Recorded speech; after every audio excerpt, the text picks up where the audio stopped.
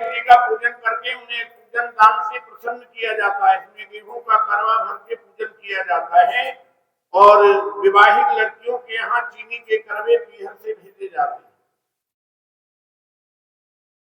कथा है, एक साहूकार था, उसके 7 बेटे थे, एक बेटी थी। वो सातों भाइयों की प्यारी बहन थी, एक साथ ही बैठकर खाना खाते थे। एक दिन कार्तिक की चौथ आई तो उसकी बहन ने करवा चौथ का व्रत रखा। उसकी बहन ने व्रत रखा, सातों भाइयों की बहन। और जब खाना खाने लगे तो भाइयों ने कहा तू भी खा, खाना खा ले।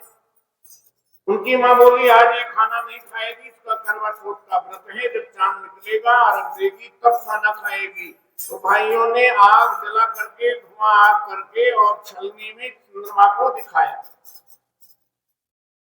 तो वो अपनी भाभियों से बोली चलो भाभी चांद निकल आया है, अर्घ दे देते हैं, पूजा कर लेते हैं। तो भाभियों ने कहा तेरा चांद निकला है, हमारा तो रात को चांद निकलेगा। है सुन करके भाइयों के कहने से उसने चांद को अर्घ दे करके खाने को बैठ गई।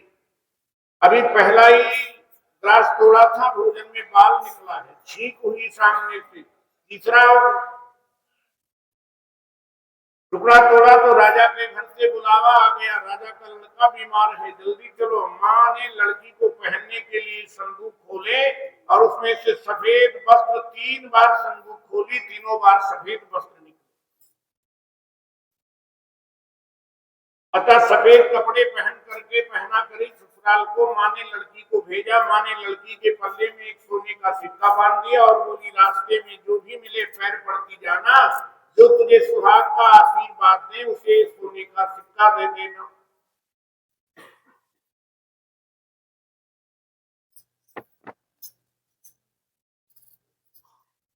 अब वो ससुराल में आई तो दरवाजे पर छोटी ननद खड़ी थी। वो उसके पैर पड़ी तो ननद बोली तुम शीलवान हो, सपूती हो, 7 बेटों की माँ हो, मेरे भाई को सुख देख, मेरे भाई का सुख देख। अब उसने सोने का सिक्का ननद को देकर पल्ले को गांठ से मार ली।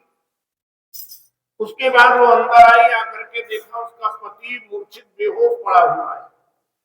अब उसे लेकर एक कोठरी में पड़ी रही। 1 साल तक उसकी निरंतर सेवा करती रही। उसकी सास बानी के हाथ बची कुची रोटी भेज देती और इस प्रकार उसने अपनी पति की सेवा करते हुए 1 साल हो गए।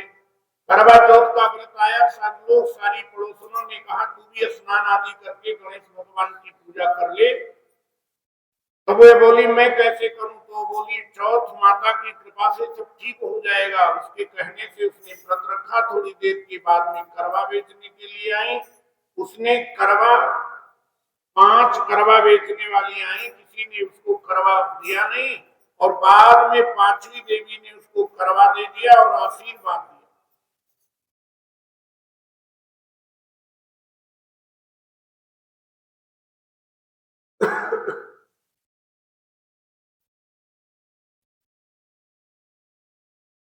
कहते हैं उस देवी ने गणेश जी की पूजा की। आपत्ति में भी भगवान की पूजा कभी छोड़नी नहीं चाहिए, व्रत आदि करना चाहिए। जब उसने पूजा की और उसके बाद में उसका पति जीवित हो गया, उसने अपने पत्नी से कहा, उस देवी से कहा हम तो बहुत देर से सो रहे थे। तो उस देवी ने कहा तुम मूर्छित पड़े हुए थे, तुम्हें आज 1 साल के बाद तुम्हें जगे हो, ये जो है महाराज गणेश भगवान की कृपा है। एक कथा और भी है, मैं जल्दी से 2 मिनट में सुना देता हूँ। एक बुढ़िया थी, उसका एक बेटा था, बहू थी, वो बहुत गरीब थे। बुढ़िया माई हर रोज गणेश जी की पूजा करती। गणेश जी हर रोज बुढ़िया से कहते बुढ़िया माई कुछ मांग ले। बुढ़िया कहती मैं क्या मांगू? तो गणेश जी बोले अपने बेटे से पूछ ले। बेटा बोला माँ अगर मांगना है तो धन मांग ले। बहू से पूछने लगी तो बहू बोली सासू जी पौत्र पोता मांग ले। बुढ़िया ने सोचा कि दोनों अपने मतलब की बात कर रहे हैं, पड़ोसिन से जाकर के पूछो। पड़ोसिन से जाकर बोली कि गणेश जी मेरे को बोले हैं कुछ मांग लो। तो पड़ोसिन बोली पगली क्यों ना धन, बेटा और बहू, बेटा बहू भी राजी हूँ, उसको माननी चाहिए। दूसरे दिन गणेश जी आए, बुढ़िया बोली कुछ मांग लो। बुढ़िया ने कहा मुझे सुंदर काया दो। अच्छा, ये मांगना भी एक तौर तरीका है। मांगना भी, मांगने की कला लोग जानते नहीं है। मास्टर दत्ता सिंह ने बहुत बढ़िया लिखा है, मांगते लागे सोना मांगते इलाके सोना, कोई नोट मांगता है, मेंबरी वजीरी या फिर कोई वोट मांगता है। बन गई आज ये भिखारी सारी दुनिया, प्रभु मैंने देख ली तुम्हारी सारी दुनिया।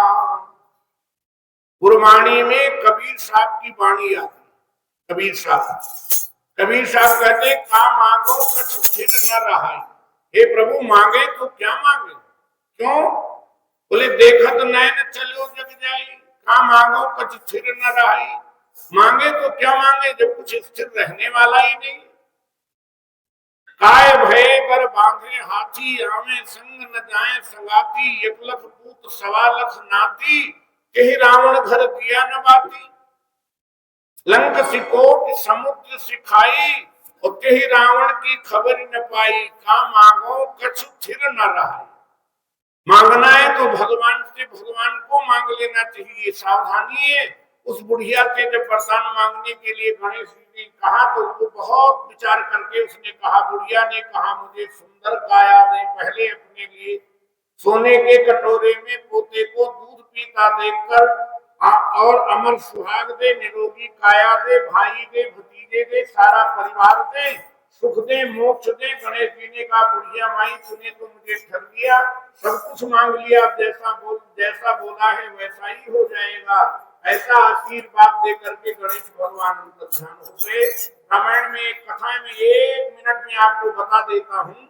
एक महात्मा हुए हैं सुतीक्षण, और सुतीक्षण से भगवान ने कहा वरदान मांगो।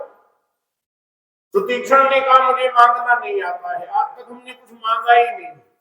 मुनि कहा वर मैं कबहू न जांचा, क्यों नहीं मांगोगे? बोले समुझ कपरे झूठ का साचा। जब मांगे नहीं तो हमें मांगना आता नहीं है, और हम मांगे तो सत्य मांग करके, लेकिन वो असत्य हो तो। बोले तुम्हें ही नीक लागे बुराई, सो मही देव भगत सुखदाई। तुम्हें जो अच्छा लगे, लेकिन एक शर्त रहेगी, क्या? बोले वही मुझे देना जो आपके दासों को सुख देने वाला है, आपके भक्तों को सुख देने वाला है। अच्छा, इन्होंने पहले तो कहा मुझे मांगना नहीं आता है, लेकिन बाद में कहा प्रभु आपने जो मुझे दे दिया, विरल भक्ति का वरदान भगवान ने दे दिया। और उसके बाद में कहा अब सो देव मोहि जो भाव। भगवान ने कहा तुम तो मांगना कह रहे थे, हम भगवान भी ठगे गए, यहाँ गणेश जी भी ठगे गए हैं। गणेश जी महाराज ने वैसा वरदान दे करके अंतर्ध्यान हो गए।